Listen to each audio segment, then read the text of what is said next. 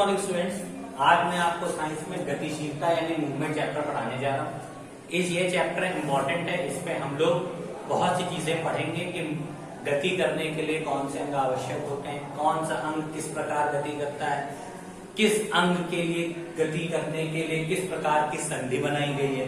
तो ये चैप्टर मैं आपको बुक से पढ़ा रहा हूँ, तो आप लोग इस चैप्टर को ध्यान से समझिएगा। ओके स्टूडेंट, चलिए अब हम लोग चैप्टर अपना गतिशीलता स्टार्ट करते हैं। ओके स्टूडेंट्स,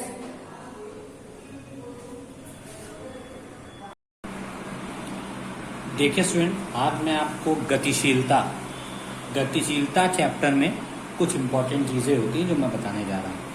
गति जो होता है वो सजीवों का प्रमुख लक्षण होता है।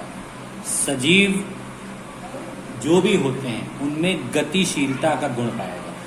ठीक है, जैसे भोजन या आवास की तलाश में गतिशीलता, प्रजनन करने के लिए अनुकूल एवं तथा अंडे देने व बच्चों के जन्म देने के लिए गतिशीलता, प्रतिकूल परिस्थिति से बचने के लिए तथा अनुकूल परिस्थिति में जाने के लिए गतिशीलता। मतलब कहीं अगर कोई भी व्यक्ति या वस्तु है या व्यक्ति है, जैसे कोई भी मान लीजिए वो अपने घर में रह रहा है, किसी वजह से उस घर में किसी भी प्रकार की समस्या हो जाती है, तो वो कहीं और जाने के लिए स्वतंत्र हो सकता है, यानी कहीं और आसानी से जा सकता है।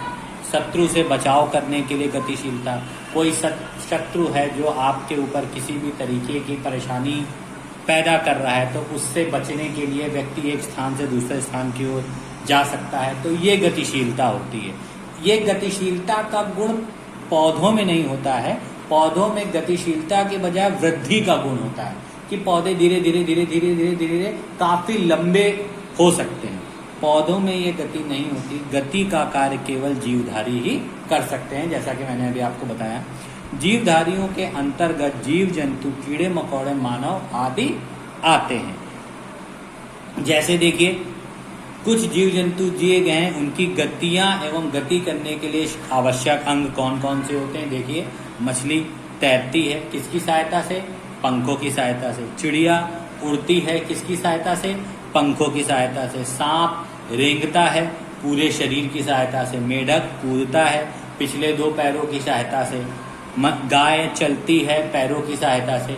तो इस प्रकार की जो गति है वो केवल और केवल किसमें पाई जाती है? हमेशा याद रखिए, जीवधारी, और केवल वो जीवधारी जो कि कीड़े मकोड़े, जीव जंतु अथवा मनुष्य होते हैं। ठीक है, अब मानव के शरीर में गतियां क्या होती हैं ये आप ध्यान से देखिए, चलना, दौड़ना, टहलना, सभी प्रकार की गति किसके द्वारा की जाती है? पैरों के द्वारा की जाती है।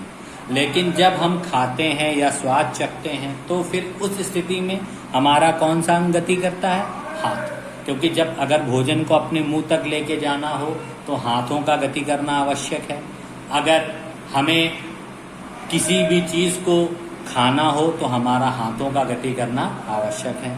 हाथ तभी गति करेंगे जब आप खाना खाते हैं। आपका जबड़ा खाना को चबाने के लिए गति करता है। आपका आमाशय खाने को पचाने के लिए गति करता है। मतलब अपने अंदर गति करने का मतलब दबना, संकुचित होना, फूलना, संकुचित होना।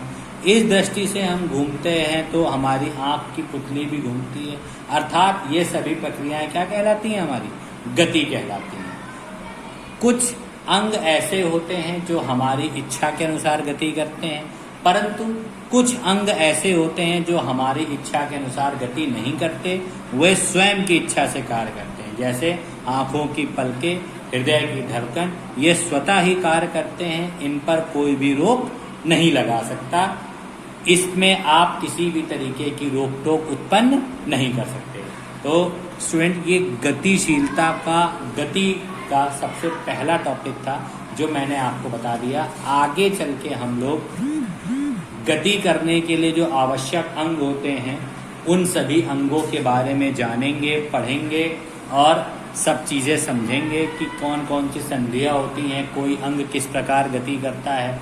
तो ये चीजें हम लोग अपनी नेक्स्ट वीडियो में पढ़ेंगे। तब तक आप इस वीडियो को ध्यान से देखिए, चैप्टर को देखिए, जो ना समझ में आए पूछिए, और कोई भी समस्या हो तो गूगल मीट पे क्लास पे जरूर पूछिए। Now thank you and have a nice day.